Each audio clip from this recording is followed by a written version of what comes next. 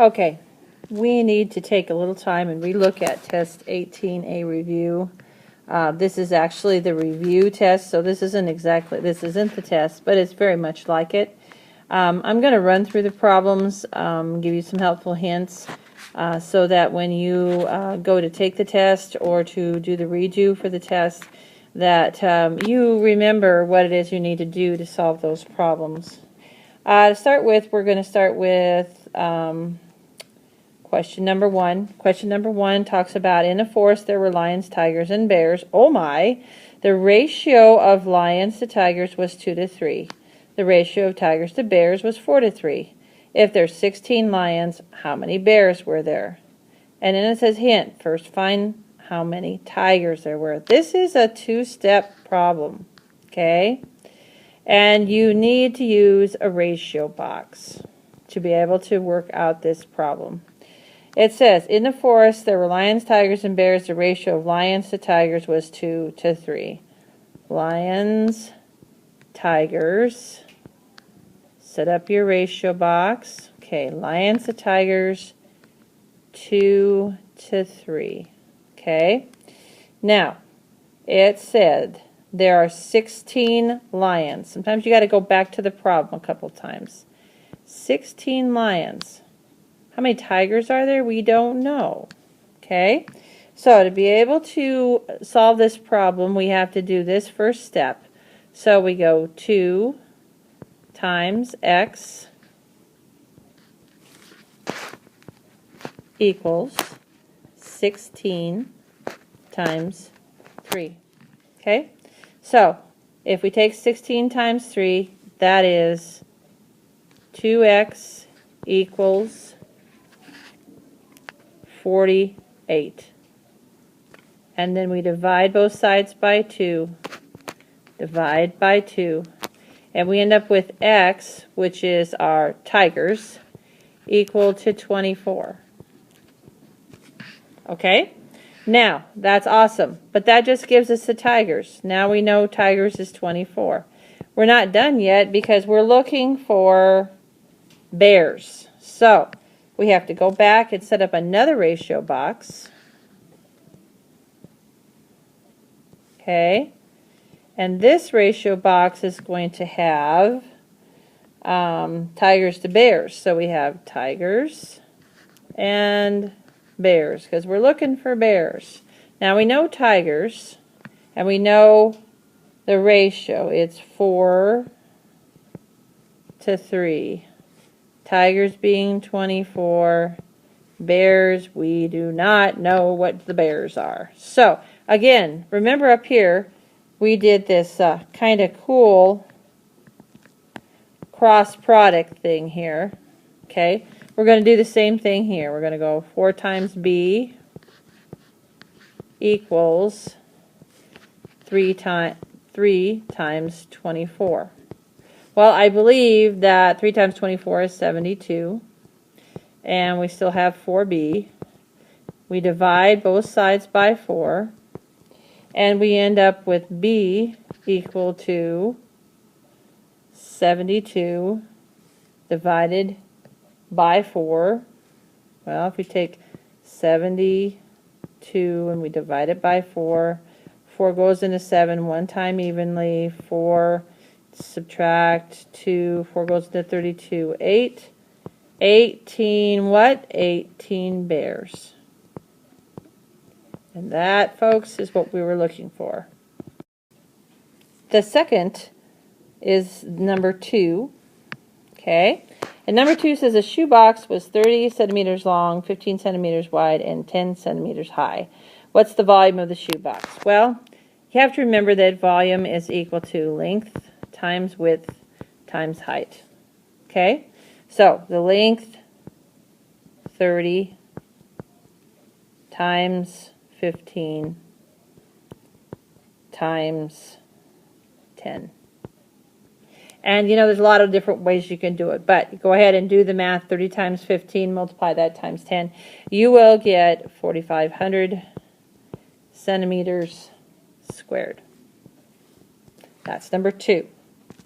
Now, number 3 was a really easy problem. if you thought about it and you followed through. Number 3 says if a coin is tossed and a number cube is rolled, what is the probability of getting tails and a 1? Well, a coin, this is number 3, a coin only has 2 possibilities.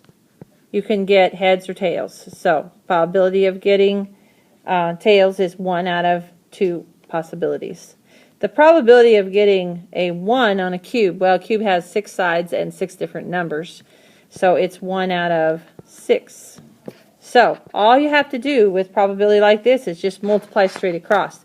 And 1 times 1 is 1, 2 times 6 is 12, and that would be your answer.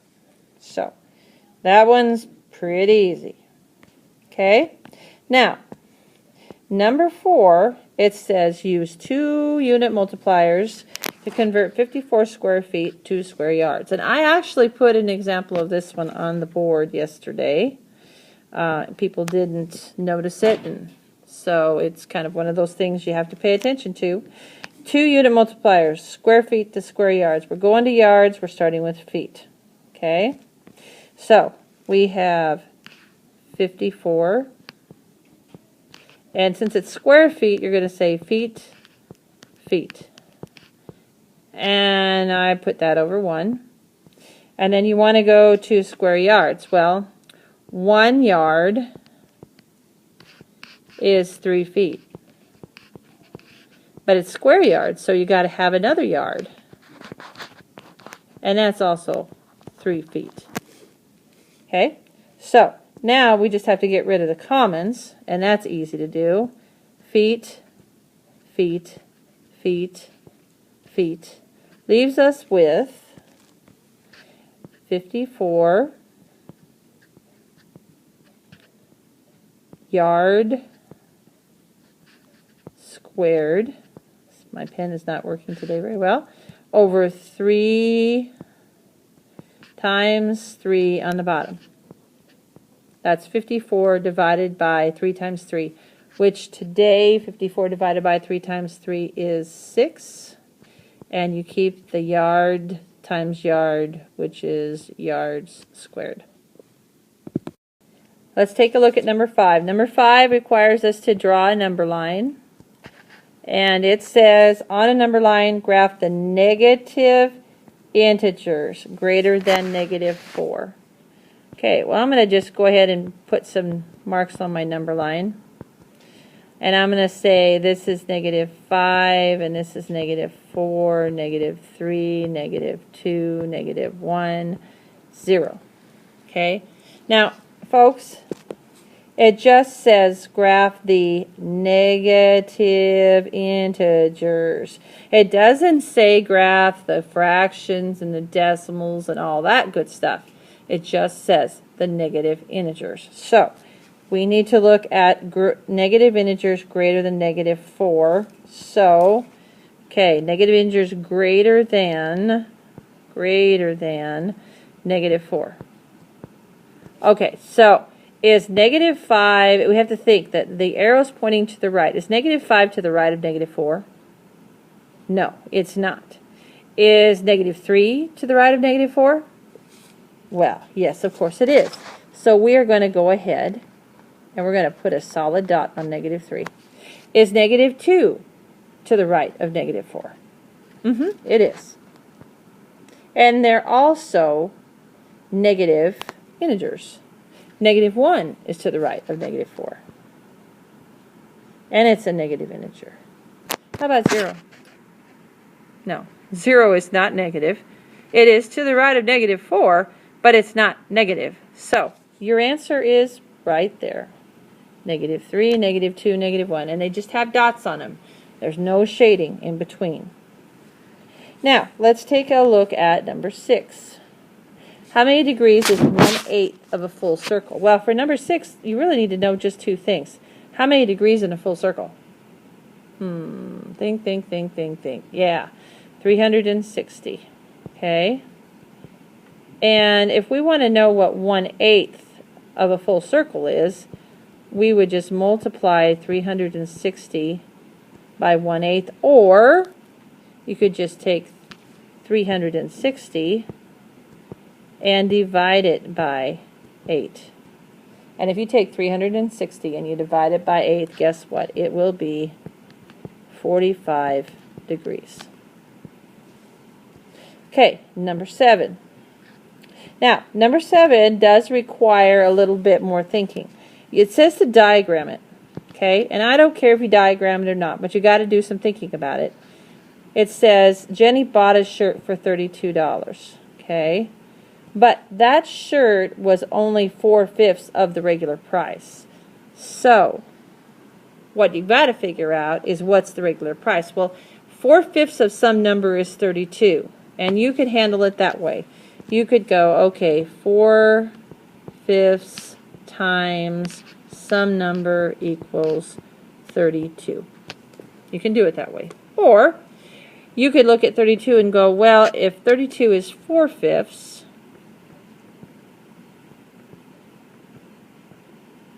okay, so I've got 5/5 here. 4/5 of it is 32. So take 32 divided by 4, and you're going to figure out that each fifth is 8. Okay? And 32 is 4/5 of that amount. So what's the regular price of the shirt? Well, that's 5, 1, 2, 3, 4, 5 times 8, which is $40. Okay, that's pretty easy to figure out. What percent of the regular price did she buy the shirt for? Well, kind of easy to figure out if you think about it. 4/5 is what as a percent? 4/5 is what as a percent? You can take and take it times 2 if you want to. Turn it into tenths, but it's 0.8 as a decimal, or 80%. Now, we haven't talked about number 8. Let's talk about 8 just a little bit. Number 8 is it gives you a figure, okay, and it says, what is the measure of angle A? Well, I'm going to kind of dissect this a little bit. We're going to look just at this part, this triangle right here on the left. We know some things about that triangle. We know that one corner of that triangle has a right angle. So that's 90 degrees right there. Okay? We know that another corner of that angle is 40 degrees. Okay? So we have 130 degrees right there between those two angles. We know that a triangle has 180 degrees. So if we simply subtract the 130 from the 180, we will know that the remaining angle A is equal to what's left over, which is 50 degrees. Okay? Now, if we know angle A, then we also know angle C, which is the opposite of it. Angle C is also 50 degrees, which allows us to find out the measure of angle D, because we now know two angles of the other triangle, the one on the right there. We know that now, okay? We know this angle is 70 degrees. We know that angle C is 50 degrees. That's this one. All we're left with was angle D. So 0, 0, that's 0, 5, 10, 120. Is that correct? And then if we take 180 minus 120, we end up with 60. So angle D is equal to 60 degrees. Okay, the number of diagonals in any side figure has something to do with the number of sides of the figure. So we're going to just set up a pattern. Okay, when you're trying to find out diagonals in a figure, there is a special formula that you can use. If you look at this top figure, okay, and you look at the corner of it, you'll notice that you've got, let's say you choose this as your vertice. You can draw a line from here to here, but that's not a diagonal. You can draw a line from here to here. That's not a diagonal. There is no other vertice out here that you can draw a line to. So, if you have a three-sided figure you are not going to be able to draw any diagonals. So 0 diagonals. Okay. Now, if you have a four-sided figure, if I pick one corner, okay. Now I can't draw from here to here or here to here because that's the side of the figure. However, I can draw from this vertex to that vertex, and that's one diagonal. Okay. The next figure has 5 sides. So, again, if I try to go from this corner, this vertex, I can't go from here, and I can't go from here, because those are both sides of the figure. However, if I pick this corner right here, I can go from here to here, here to here, and that gives me 2 diagonals.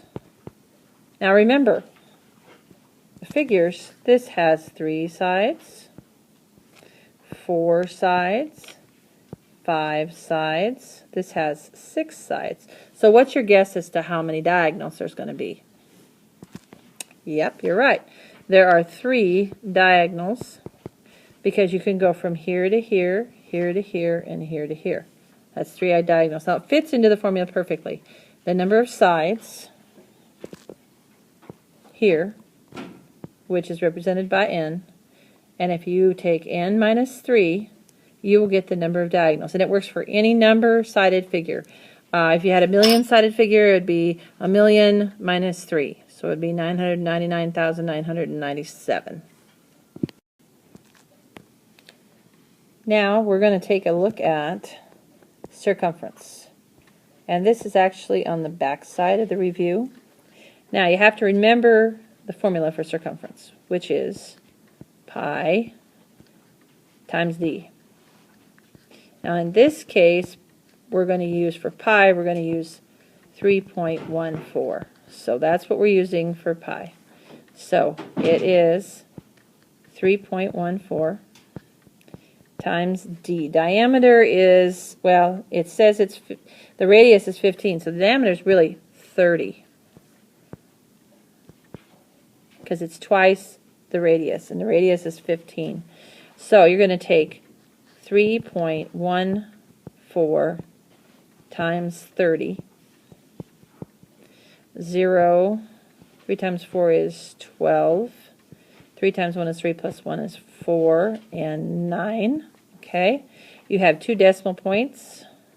So the circumference of the circle is 94.2 inches. Now, the next one we want to look at, of course, is number 11. Now, number 11 has a formula that you can use. And in fact, the formula was on the answer sheet of your test, but half of you ignored it.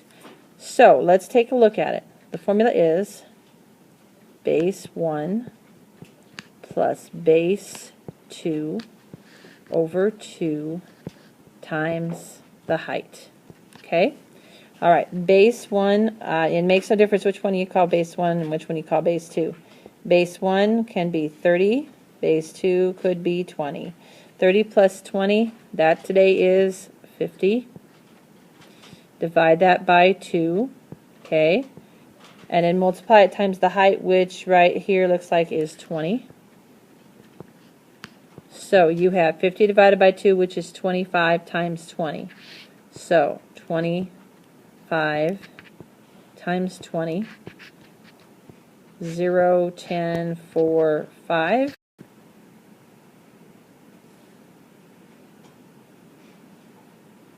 Okay. Here we go. So that means that if you take 25 times 20, you end up with 500 millimeters squared, and that's the area of that trapezoid. Okay, the next one we're going to look at is number 12.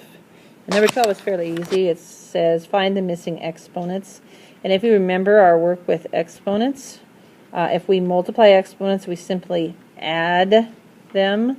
So in this case, we have 2 to the 3rd power times 2 to the 4th power. The bases are the same, so we have 2 to the 3 plus 4 power, which is 2 to the 7th. Done. That's number 12. Now, number 13, we have a table. Okay, and number 13 is one of those that I've said, we're going to see them all year long. The fraction and the percent is what's missing. We actually have the decimal, which is 0.04. And we want to know what the fraction and the percent is. Well, if you read this out loud, you will remember that this tenths, hundredths, this is actually 4 hundredths. 4 hundredths means 4 over 100. There's your fraction right there, unless you want to reduce it, which is kind of nice. So if we reduce it, 2 into 4 is 2. 2 into 100 is 50. We could reduce it one more time, and we could go with 2 goes into 2 once. 2 goes into 50 25 times. So the reduced fraction is 1 over 25. Now, as far as the percent is concerned, okay, the percent is simply you take your decimal, whatever it is, no matter whatever it is, and you are going to move that decimal point 2 places to the right. Okay, so now we just simply have 4%, and that's the percent. Okay, we're going to look at number 14. Number 14 is a really easy one because it's just talking about percent of a number. And we have done these quite a few times. It just says what percent, WP, of means multiplication, 200, means equal, 80. Now, we know this is a pretty easy one because we know that we can just go through and divide to find our answer. Divide both sides by 200. Now, one thing we should realize, though, is that we have extra zeros here. So what we really are doing is we're taking 8 and we are dividing it by 20. We put in our decimal place. Add a 0. 20 goes into 80 4 times, and that is evenly. Okay, subtract. So we end up with what percent is equal to 0.4, but we have to turn it into a percent, and when you have a decimal like this, then we have to go 2 places to the right and add your percent mark, and so it is indeed 40%. Now, we're going to take a look at number 15. Number 15 uses a ratio box. Okay, and in your ratio box, you're going to have your percent, and you're going to have, I'll put A for actual. Okay, you'll have 3 parts because you have to have the 2%, and then you have to have your total, which of course in the percent column is going to be 100. It says use a ratio box to solve the problem. 45% of the 3,000 fast food customers ordered a hamburger. How many did not? And they want to know actual numbers. So if 45% ordered, we're going to have ordered, and then I'm going to put an O with a slash, which means not ordered. So 45% ordered, and we know that there's 3,000 customers. Okay. Now, we should be able to find this by simply just taking 100 minus 45. And if we do that, we will find out that that number is 55. Now, we don't know the numbers on the right-hand side here. We don't know these two numbers. But in all actuality, it only asks us how many did not order a hamburger. So we really don't need this up here, and as a result, I'm just going to draw a line through it. We don't need it anymore. And this is going to be our x, and that's our variable that we're looking for. Now, if we would just use cross multiplication, we could solve this. We'd end up with 100x, or 100 times x, equals 3,000 times 55.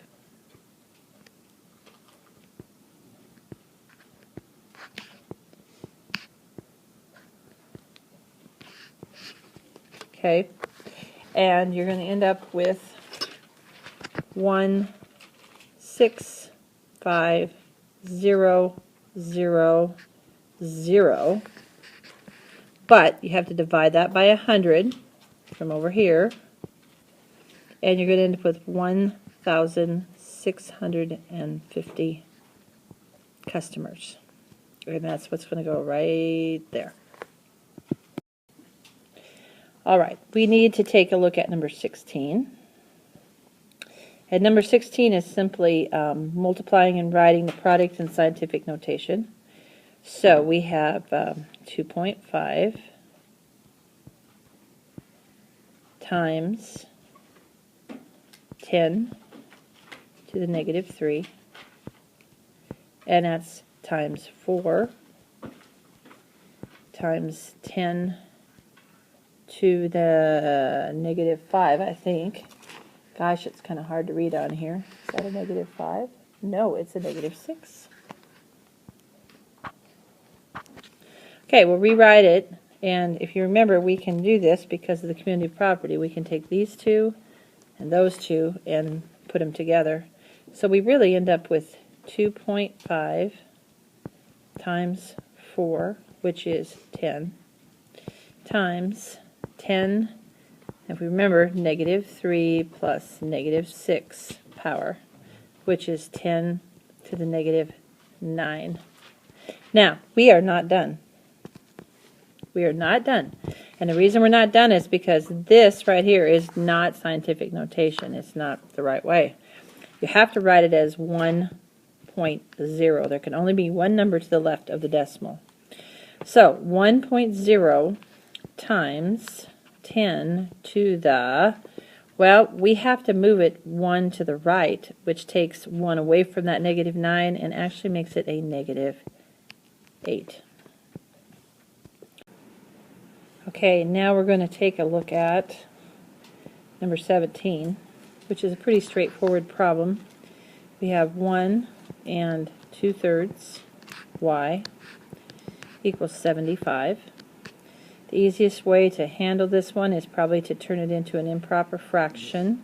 So we take 1 times 3, which is 3, plus 2, which is 5, over 3, y equals 75. Okay. Then probably would be good if we use the reciprocal over here so we could get y by itself. So we multiply both sides by 3 over 5. Okay. And then we would cancel these out. And we end up with y is equal to 75 times 3 all over 5.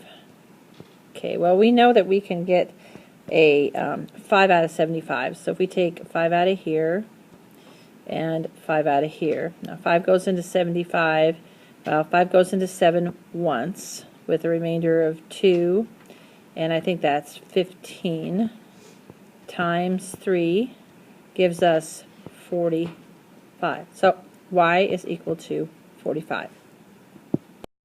Okay, we've got 3 problems left to deal with here, and these shouldn't take very long.